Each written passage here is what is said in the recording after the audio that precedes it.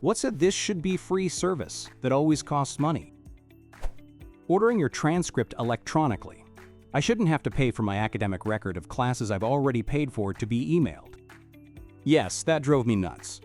I had multiple transcripts that needed sending about a year ago, and I was surprised at how expensive it was just to do that. Fucking parchment. Medical records too. Anything that can be done with a handful of SQL queries should not cost $2 to have emailed to me, unless your computer system is from the 60s. In which case, that's your problem, not mine. When at the end of the day, it's look up the person in the system, print, send by mail, hell, probably now it's by email, $100 please. Not free, but it's an absolute scam that we have to pay for dental and vision coverage separately from health insurance. Corrective lenses should be free for everyone who is vision impaired, and LASIK surgery should at the very least be partially covered by health insurance. Subscriptions with ads. If I'm watching ads, that's what's paying the bill. Subscriptions with ads is greedy double dipping. Sending test results to a school when you already paid to take the test and already have a free copy of your results. Even just sending transcripts. I have copies of the official transcripts from my old schools, and now applying to a college program, I'm required to have the school submit the transcripts for me, but I have to pay $25 for them to do it. I have them already. Let me do it. And transcripts. I paid to go to the school. Why do I need to pay for you to send them to another school? That's a thing? Why would a school need test results? Birth certificates. My daughter was just born and I have to pay Arizona $20, so they can give me a legal document I have to show the government periodically. They issue it, they also want to see it. I have to pay to get it. Death certificates. My mom passed away this summer, and you need official death certificates for everything. All financial institutions, updating legal documents, removing them from joint mortgages, utility bills, insurance, and so on. Charged us $25 per copy. At least with a new baby, you anticipate new expenses. When someone passes away, sometimes they freeze joint accounts, so you can't access your money, and you have to pay to get it sorted out, all while grieving. Fun stuff. This is the main argument against voter ID. If the government gives it, and all the documents required to get one, for completely free, there isn't an issue. However, if even one document in that chain has a cost associated with it, it's a poll tax. They are requiring you to pay to vote, and those are prohibited under the 24th Amendment. In Europe, often a birth certificate, like many issued certificates, is only valid for 6 months. Some countries charge for them. Not fun. Parking when you have jury duty. I am here on my own time and I'm not being paid to be here. I may have to miss work and not be paid, or miss school and have to make it up, and I have to pay to park for the day? I thought they gave you a small amount for jury duty. I've been called twice, but it never went anywhere. I always thought it would be an interesting experience. Are you in the US? Here in Scotland, they pay all your travel or parking costs, compensate any loss of earnings, and feed you lunch. The county courthouse where I get called to do jury duty is next to a massive hospital and also a major train hub that many people use to commute into the city. Parking is a legitimate nightmare in the area. It's also incredibly expensive. Printing out concert or movie tickets. Paying your fucking rent.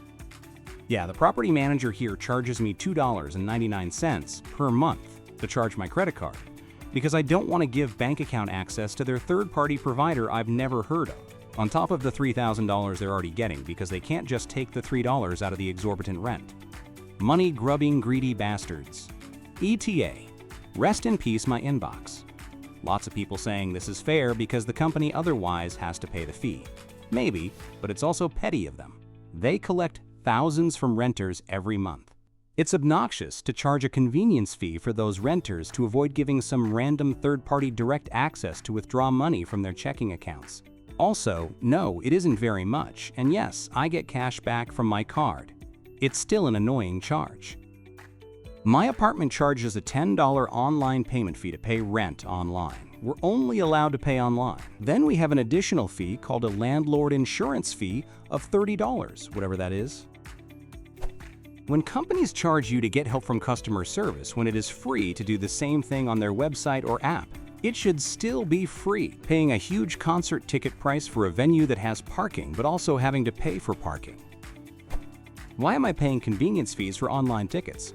If anything, I saved them from having a person sit at the window for me. I've stopped buying AMC tickets online if the theater is empty enough, just opting instead to buy the tickets in person so I can save the convenience fee. It's really ironic to me that AMC makes it cheaper for me if I force them to pay an employee to do it for me. My favorite is the transaction fee.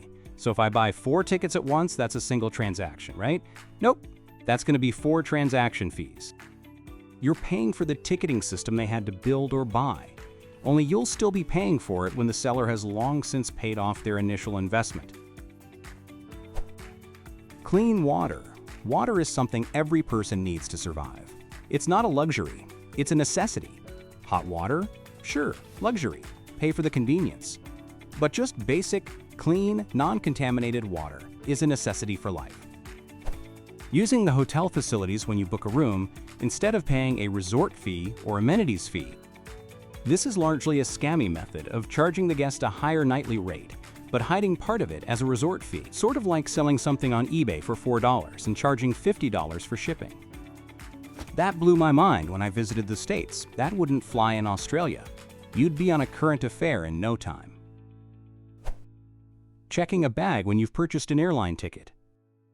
Remember when the airlines promised that the baggage fees were a temporary inconvenience to offset an unexpected surge in fuel costs? The problem is that consumers have demonstrated that the cheapest nominal fare always wins.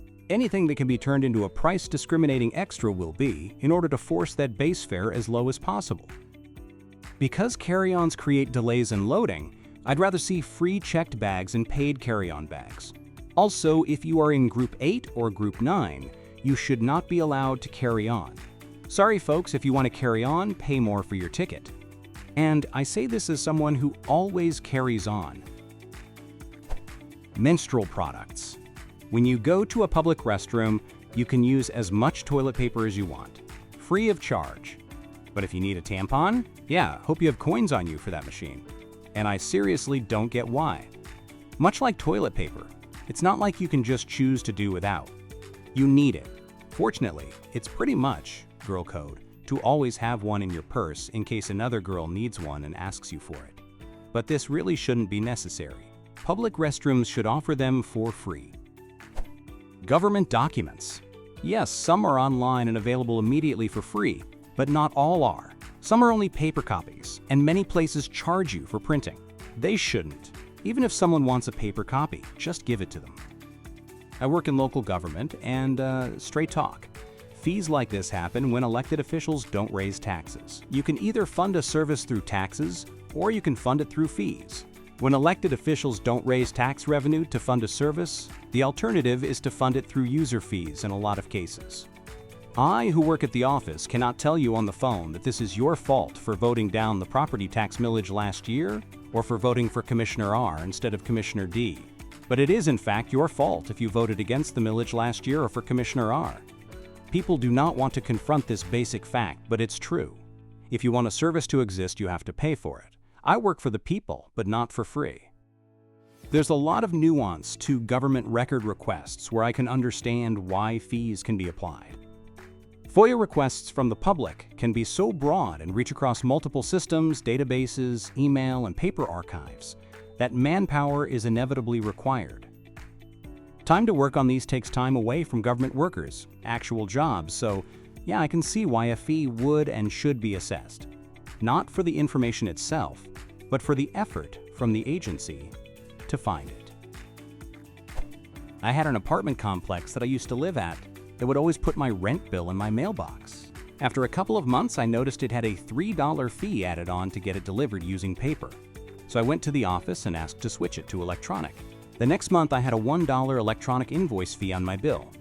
I was charged for the privilege of knowing how much I owed.